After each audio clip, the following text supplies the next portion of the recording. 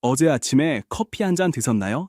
아마 많은 분들이 그럼요, 매일 마시죠 라고 하실 겁니다. 그런데 저는 오늘 아주 조심스럽게 여쭤보고 싶은 게 있어요. 그 커피에 혹시 뭔가를 넣으셨나요? 설탕, 프림, 아니면 달달한 시럽 같은 걸요? 만약 그러셨다면 오늘 이 영상은 꼭 끝까지 봐주셨으면 합니다. 제가 드리려는 이야기가 단순히 설탕은 안 좋다는 수준이 아니거든요.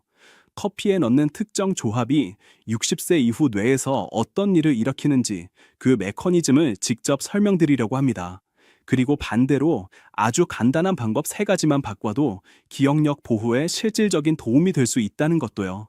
저는 최준혁입니다. 영양과학과 노인 건강을 연구한 지 27년이 됐고, 그중 상당한 시간을 한국의 어르신들과 직접 만나서 이야기를 나누는 데 썼습니다. 병원 간이실이 아니라 어르신들이 실제로 사시는 동네에서 드시는 것들을 보면서 몸으로 느끼시는 것들을 듣고 연구해온 사람입니다. 그렇게 수십 년을 보내다 보면 어떤 패턴이 보입니다. 특정 생활 습관을 가진 분들이 몇 년 후에 어떻게 달라지는지가요. 그 패턴 중에서 오늘 말씀드릴 내용이 제가 가장 안타깝게 생각하는 부분입니다. 왜냐하면 이건 정말 몰라서 하는 거거든요. 나쁜 의도도 없고 건강을 소홀히 하는 것도 아닌데 매일 아침 좋아서 마시는 커피 한 잔이 뇌에 예상과 다른 영향을 줄 수 있다는 걸 아무도 말해주지 않아서 생기는 일이에요. 오늘은 그 이야기를 해드리고 싶습니다. 영상 시작하기 전에 댓글창에 건강이라고 한 번만 남겨주세요. 이 영상이 어르신들께 닿을 수 있도록 채널 알고리즘에 도움이 됩니다. 작은 글자 하나지만 정말 큰 도움이 됩니다. 그럼 시작할게요. 먼저 하나만 이해하고 넘어가면 좋겠습니다. 커피 자체는 뇌에 어떤 존재냐는 거예요. 커피 속에 있는 카페인은 사실 뇌에서 굉장히 독특한 일을 합니다. 우리 뇌에는 아데노신이라는 물질이 있어요. 이 아데노신은 뇌를 쉬게 만드는 신호입니다. 오래 깨어 있으면 이 물질이 쌓이고 뇌는 이제 쉬어야 할 시간이야 라는 신호를 받는 거예요. 그게 바로 졸림입니다. 카페인은 이 아데노신이 앉아야 할 자리를 먼저 차지해버립니다.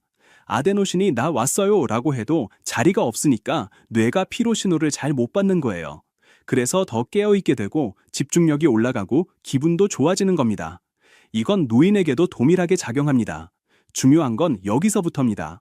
여러 연구에 따르면 하루 한 잔에서 3잔 사이의 적당한 블랙커피가 장기적으로 인지기능 유지에 도움이 될 가능성이 있다는 결과들이 있습니다.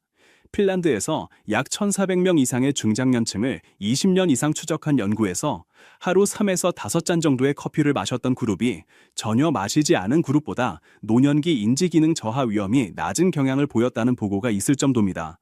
그런데요, 이게 정말 흥미로운 부분인데 그 효과는 커피를 어떻게 마시느냐에 따라서 완전히 달라질 수 있습니다. 커피 자체의 폴리페놀 성분, 항산화 물질이 뇌 보호의 역할을 한다고 보는 연구자들이 많은데 그 효과를 상쇄시키거나 심지어 반전시킬 수 있는 첨가물이 있거든요. 그게 오늘 이야기의 핵심입니다. 커피 자체가 문제가 아니에요. 그 커피에 무엇을 넣느냐가 60세 이후의 뇌에서 전혀 다른 이야기를 만들어낼 수 있다는 거예요. 그리고 이 사실을 아는 분이 생각보다 정말 적습니다. 첫 번째 이야기, 프림과 설탕이 든 믹스커피의 반복. 지난해 초였습니다. 저는 서울 은평구 쪽에 있는 한 노인복지관에서 건강 강연을 마치고 복지관 안에 마련된 작은 쉼터에서 담당 사회복지사 선생님과 이야기를 나누고 있었습니다. 선생님이 조용히 제게 한 분 이야기를 꺼냈어요. 복지관에 오래 다니시던 김 어르신, 그 당시 기준으로 68세이신 분이었는데요. 매일 복지관에 오셔서 친구들과 어울리고 바둑도 두시고 참 활기차신 분이라고 했어요. 그런데 1년 전쯤부터 뭔가 달라지기 시작했다는 거예요. 바둑 두다가 방금 본 수를 잊어버리신다든지, 복지관에서 만났던 사람 이름이 생각이 안 난다고 당황해 하신다든지, 처음엔 그냥 나이 드셔서 그런가 보다 했대요.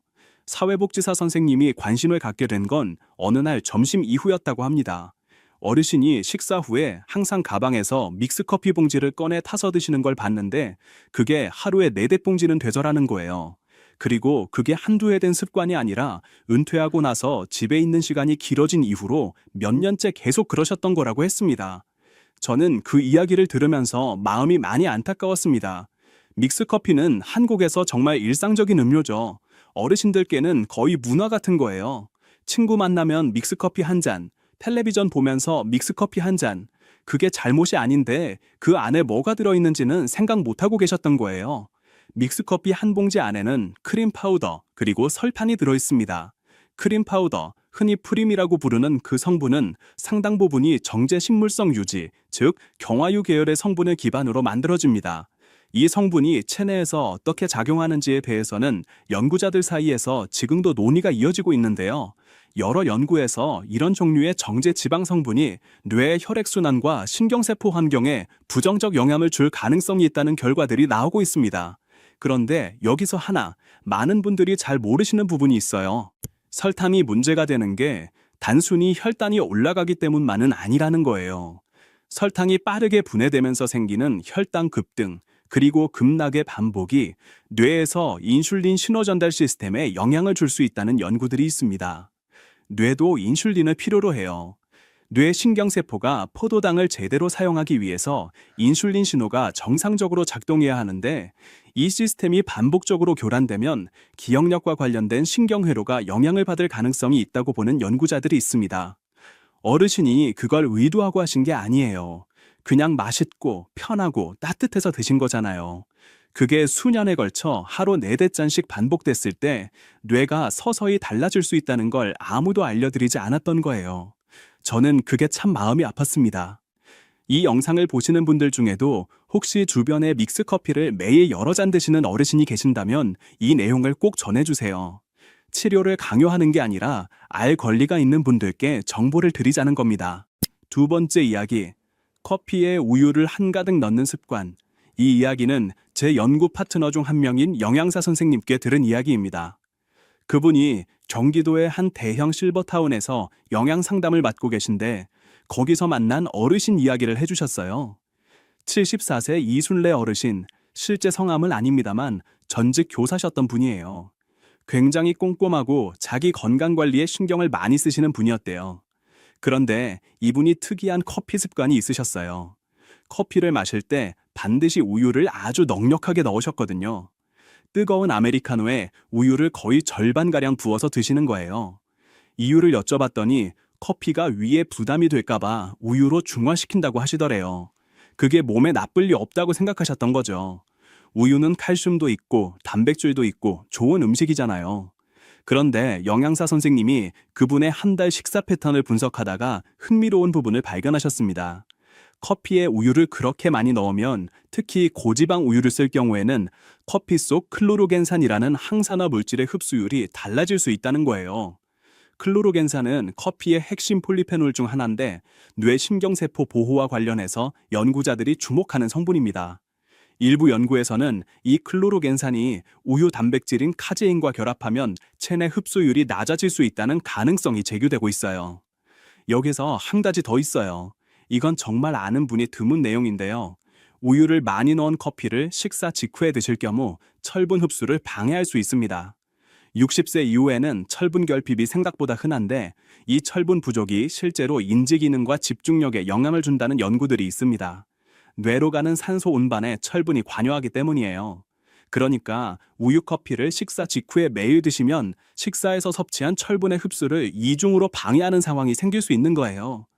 영양사 선생님이 이 내용을 조심스럽게 어르신께 말씀드렸더니 어르신이 한동안 말씀을 못 하셨다고 합니다.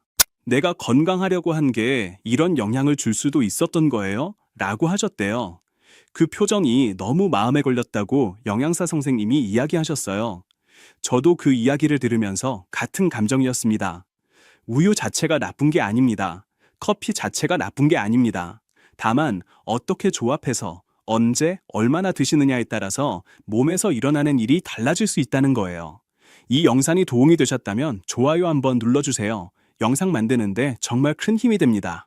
세 번째 이야기, 아침 공복에 진하게 마시는 습관. 이 이야기는 제가 직접 운영하는 온라인 건강 커뮤니티에서 올라온 질문에서 시작됐습니다. 몇 달 전에 한 분이 글을 남기셨어요. 어머니가 요즘 자꾸 깜빡깜빡 하시는데 제가 보니까 아침마다 밥도 안 드시고 진한 커피를 드시더라고요. 혹시 관계가 있을까요? 라는 내용이었습니다. 댓글이 꽤 많이 달렸는데 의견이 나뉘더라고요. 커피가 오히려 뇌를 깨워주는 거 아닌가요? 저희 어머니도 그렇게 드시는데 괜찮으세요? 라는 댓글도 있었어요. 그래서 제가 직접 답변을 드리면서 이 주제를 좀 더 파고들게 됐습니다. 아침 공복 상태에서 진한 커피를 마시는 것, 이게 60세 이후에는 좀 다른 이야기가 됩니다. 공복에 카페인을 섭취하면 코르티솔이라는 스트레스 호르몬이 급격하게 올라갈 수 있습니다. 코르티솔 자체는 우리 몸에서 꼭 필요한 호르몬이에요. 아침에 자연스럽게 올라가면서 우리를 깨워주는 역할도 하죠. 그런데 문제는 코르티솔이 필요 이상으로 높은 상태가 반복될 때입니다. 만성적으로 코르티솔이 높으면 이게 뇌의 해마에 영향을 줄 수 있어요. 해마가 왜 중요하냐면 새로운 기억을 만들고 저장하는 중심지가 바로 해마이기 때문입니다. 알츠하이머 연구에서 해마가 가장 먼저 위축되는 부위 중 하나로 지목되는 것도 이런 이유에서입니다. 여기서 아는 분이 거의 없는 사실 하나를 더 말씀드릴게요. 나이가 들면서 코르티솔에 대한 뇌의 민감도가 달라집니다. 젊었을 때는 코르티솔이 올라갔다가 빠르게 내려오는데 60세 이후에는 이 조절 능력이 떨어지는 경향이 있어요. 그러니까 젊었을 때는 아침 공복 커피를 마셔도 몸이 금방 돌아봤는데 지금은 같은 양을 마셔도 뇌가 받는 자극이 더 오래 지속될 수 있다는 겁니다. 그 커뮤니티 글을 쓰신 분의 어머니 이야기로 돌아가면 저는 댓글에서 이렇게 말씀드렸어요. 공복 커피 습관과 기억력 변화 사이에 직접적인 인과관계를 단정짓기는 어렵지만 가능성 있는 요인 중 하나로 볼 수 있고 아침에 간단한 것이라도 드신 뒤에 커피를 드시는 쪽으로 바꿔보시는 것도 방법일 수 있습니다. 주치의 선생님과도 한번 상담해 보시면 좋겠습니다. 라고요. 나중에 그분이 다시 댓글을 남기셨는데 어머니가 습관을 조금 바꾸셨고 아직 뭐가 달라졌다고 말씀드리기는 이르지만 적어도 어머니 본인도 아침 공복 커피가 마음에 걸렸었다고 하셨다는 내용이었어요. 그 댓글 보면서 이런 정보를 더 많이 나눠야겠다고 다시 한번 생각했습니다. 여러분도 주변에 이런 습관 가진 분이 계시다면 억지로 바꾸라고 하기보다는 이런 내용을 슬며시 알려드리는 것, 그게 더 좋은 방법일 수 있어요. 댓글창에 건강이라고 다시 한번 남겨주시면 이 영상이 더 많은 분들께 닿을 수 있습니다. 자, 이제 반대쪽 이야기를 해드릴게요. 걱정만 드리려고 이 영상을 만든 게 아닙니다.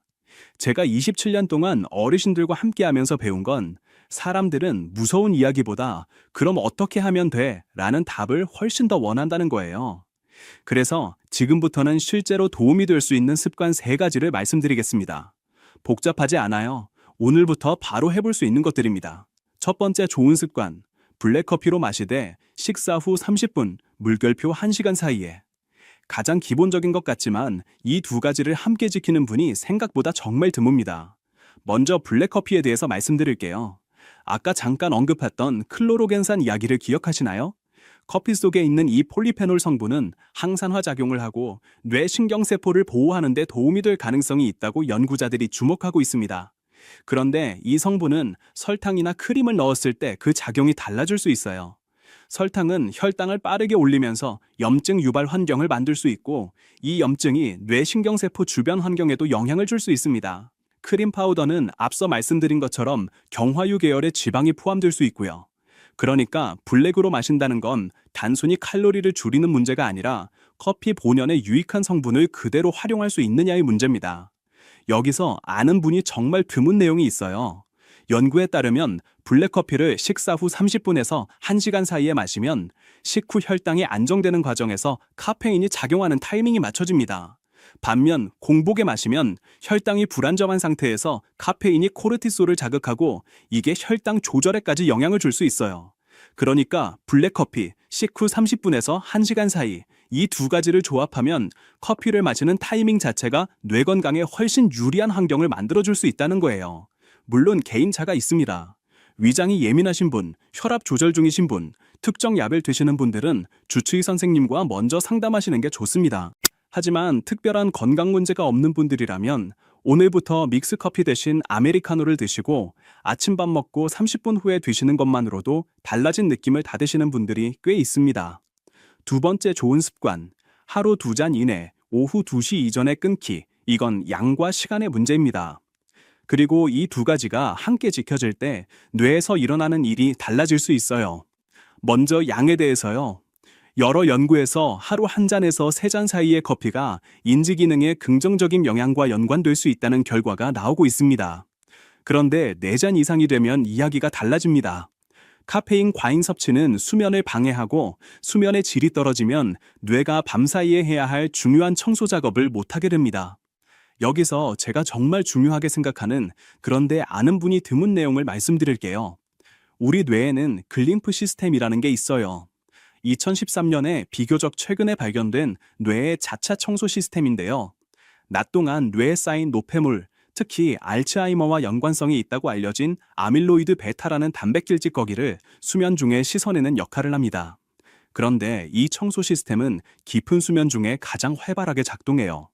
카페인이 늦게까지 몸 안에 남아있으면 깊은 수면에 드는 시간이 짧아지고 그러면 이 청소 시스템이 충분히 일을 못합니다. 매일 밤 조금씩 청소가 덜 되면 수년에 걸쳐서 뇌 안에 찌꺼기가 더 많이 쌓일 가능성이 있어요. 그게 기억력과 인지 기능에 영향을 줄 수 있다는 겁니다. 카페인의 반감기, 즉 체내에서 절반이 분해되는 시간은 평균 5시간에서 7시간 사이인데 60세 이후에는 간의 대사 능력이 젊었을 때보다 느려지기 때문에 이보다 더 길어지는 경우도 많습니다.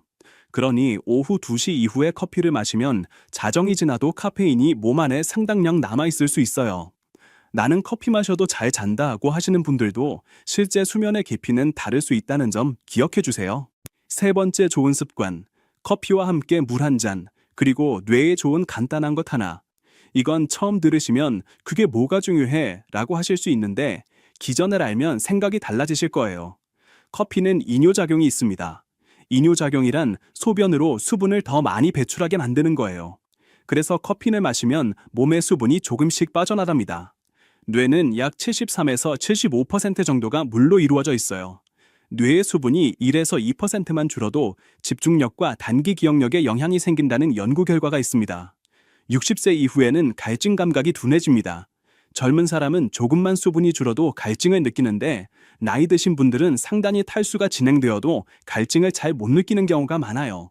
그러니 커피를 마실 때 물 한 잔에 함께 마시는 습관, 이게 단순해 보여도 뇌의 수분 환경을 지켜주는데 실질적인 도움이 될 수 있습니다.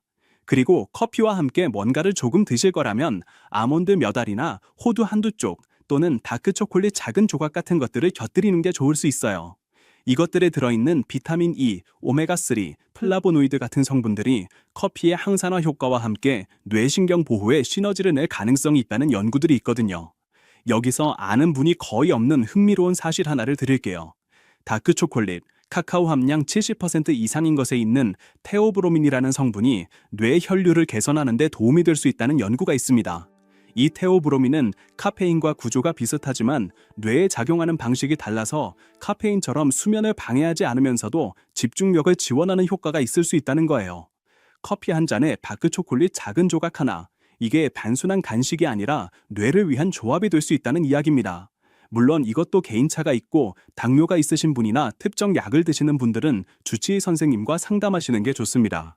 오늘 말씀드린 내용 다시 거창하게 정리하지 않을게요. 사실 핵심은 단순합니다. 커피는 60세 이후에도 충분히 즐길 수 있는 음료입니다. 그런데 어떻게 마시느냐에 따라서 같은 커피 한 잔이 뇌를 돕는 쪽으로 작용할 수도 있고 천천히 뇌 환경을 바꾸는 쪽으로 작용할 수도 있다는 거예요. 오늘 이 영상을 보신 후에 딱 한 가지만 해보신다면 저는 이걸 권해드리고 싶어요. 내일 아침 믹스커피 대신 블랙커피나 아메리카노를 준비해 두시고 아침 식사 후에 마셔보세요. 거창한 결심이 필요 없는 일입니다. 그냥 내일 아침 한 번만요. 그게 시작입니다. 그리고 오후 2시 이후에는 커피 대신 따뜻한 물이나 카페인 없는 차 한 잔으로 바꿔보세요. 이 두 가지만 해도 뇌가 하루 동안 만나는 환경이 달라질 수 있습니다. 한 가지 꼭 말씀드리고 싶은 게 있어요. 오늘 제가 들은 이야기는 수십 년간의 연구와 현장 경험을 바탕으로 한 정보이지만 모든 분께 똑같이 적용되지는 않습니다. 특히 현재 혈압약, 당뇨약, 심장 관련약 또는 항응고제 같은 약을 드시고 계신 분들은 커피 습관을 바꾸기 전에 꼭 주치의 선생님과 먼저 상담하시기 바랍니다. 제가 드리는 정보는 그 상담을 더 잘하실 수 있도록 도와드리는 것이지 의학적 진단이나 처방을 대신할 수 없습니다. 마지막으로 한 말씀 더요. 저는 이 영상을 만들면서 특정 제품이나 서비스를 권하려는 게 아닙니다. 그냥 어르신들이 조금 더 좋은 정보를 가지고 일상을 보내셨으면 하는 마음으로 만들었어요. 27년 동안 제가 어르신들께 받은 것들, 그 이야기들, 그 삶의 무게들에 비하면 이 정도 정보는 정말 작은 보답밖에 안 됩니다. 이 영상이 도움이 되셨다면 구독 버튼 한번 눌러주세요. 그리고 옆에 있는 벨 모양 알림 버튼도 눌러주시면 다음 영상이 올라올 때 바로 알려드릴 수 있어요. 마지막으로 이 영상을 가족 단톡방에 한 번만 공유해 주시면 어떨까요? 매일 커피를 드시는 부모님께 혹은 형제자매께 이 정보가 닿을 수 있도록요. 저는 그게 이 영상의 진짜 목적입니다. 오늘도 건강하게 하루 보내세요. 감사합니다.